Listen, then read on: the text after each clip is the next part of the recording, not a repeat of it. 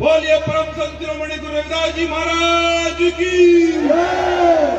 बोलिए सदगुरु समनदास जी महाराज की, बोलिए भिक्षुदास जी महाराज की।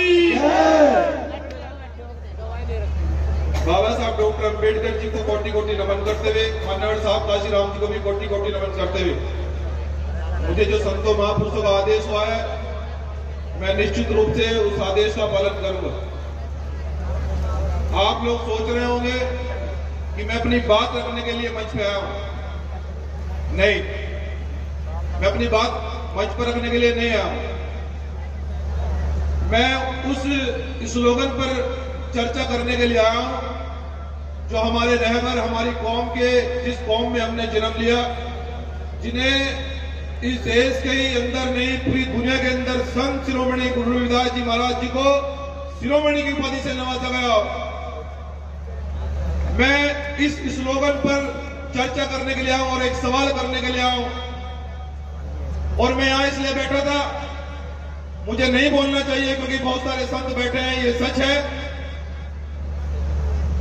लेकिन मैं माफी चाहता हूं संतों से कि अगर मुझसे कोई भूल चूक हो गई हो मुझे माफ करना। मैं इसलिए मंच पे आया हूं कि दिल में पीड़ा,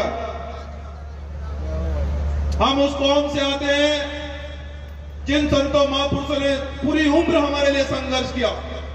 गुरु रविदास जी ने 650 साल पहले जो इस क्रांति की अलख जगाई, गुरु रविदास जी ने जो समता, समानता, बंधुता का पाठ पढ़ाया, 650 साल पहले गुरु रविदास जी ने कहा कि ऐसा चाहूं राज में जहां मिले सभी को और छोट बड़े सब समाज बसे, गुरु रविदास रहे प्रसन्न।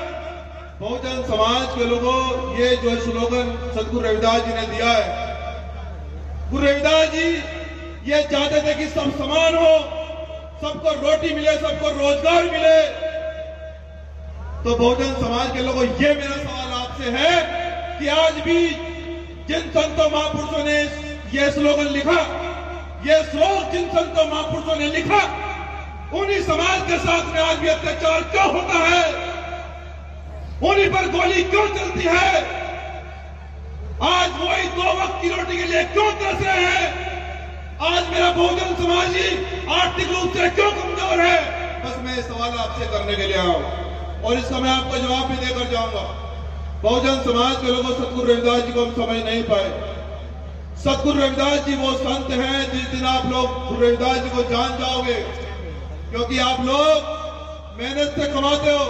मैं जानता हूं कि मैं उस कौम में पैदा हुआ जिसमें 95% मजदूर है। मैं मजदूर का बेटा हूं और जितने भी बहुजन संत महापुरुष हैं वो सब मजदूर के बेटे हुए हैं, लेकिन उन्होंने इतने महान काम किए हैं, इतने बड़े काम किए हैं, सबको समानता का पाठ पढ़ा, सबको रोजगार मिला, लेकिन ये बहुजन समाज पीछे क्यों रह गया? ये सवाल करने के लिए बस मैं आया हूं आपसे। आज भी हमारे लोगों के पास जमीनें क्यों नहीं है? वो गरीब क्यों है? क्योंकि गुरु रविदास जी को हमने नहीं जाना। हमने गुरु रविदास जी की फोटो घर में नहीं लगाई। जो मेहनत और मजदूरी से आप पैसा कमाते हो, वो आज भी आप सही तरह से गुरु रविदास जी के मंदिर में नहीं देते हैं। कुछ लोगों की तो हमारे समाज में जिनकी नौकरी लगती है, वो गुरु रविदास घर में नहीं जाते हैं, वो कहीं और जाते हैं। इसी कारण से समाज आगे नहीं बढ़ रहा है। लेकिन मेरी माताओं, बहनों, और मैं अपने संतों के चरणों में नतमस्तक होते हुए, मैं आपका बेटा, आपका भाई, आपसे ये आशीर्वाद मांगने के लिए आया हूं और आपकी आर्थिक गुलामी तोड़ने के लिए मैं आज इस पश्चिम उत्तर प्रदेश की धरती से ये संकल्प लेकर जा रहा हूं कि भीम आर्मी, जय भीम ने जो आंदोलन शुरू किया है आरक्षण और जमीन का, जब तक आपको आरक्षण और जमीन, मेरा एक परिवार को जमीन वापस नहीं मिल जाएगी, और ये जमीन हमारे बाबा साहब डॉक्टर अंबेडकर का दिया संवैधानिक अधिकार है, जब तक मेरे पूरे बहुजन समाज को जमीनें नहीं मिल जाएगी, जब तक ये मजबूत नहीं हो जाएगा, मैं आपसे आशीर्वाद लेने के लिए आऊं कि आपका बेटा आखिरी दम तक लड़ेगा। लेकिन बस मैं चाहता हूं कि हाथ खड़ा करके मुझे यह बताएं, क्या आप मुझे ये आशीर्वाद देने के लिए तैयार हैं? क्या इस आंदोलन में आप साथ देंगे? क्या अपने बेटे को आशीर्वाद देकर इस आंदोलन को मजबूत करेंगे? तो मेरा वादा है कि पूरे बहुजन समाज और भीम आर्मी जैविक के जितने पदाधिकारी कार्यकर्ता मेरे साथ में मजबूती से लड़ा जाएगा।